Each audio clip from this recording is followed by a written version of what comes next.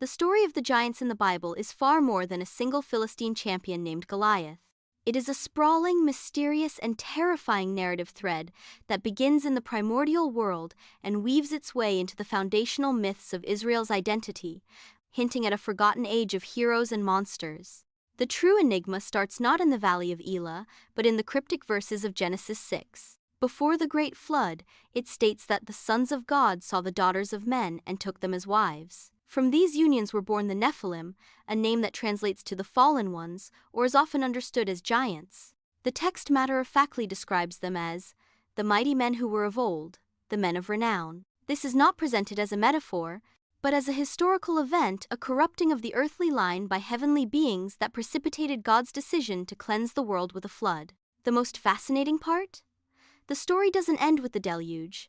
The ghost of the Nephilim haunts the second great narrative of the Hebrew Bible, the conquest of Canaan. When Moses sends 12 spies into the Promised Land, 10 return with a terrified report.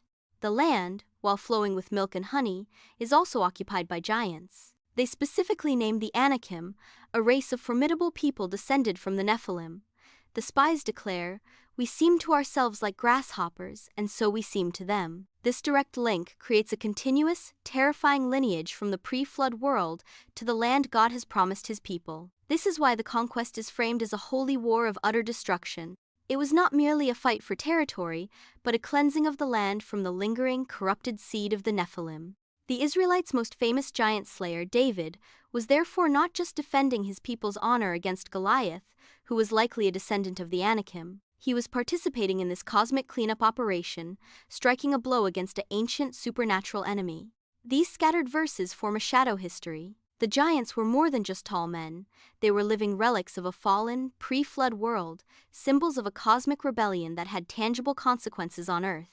Their presence in Canaan explained the land's formidable evil and justified its conquest, making the story of Israel not just one of national liberation, but of cosmic restoration.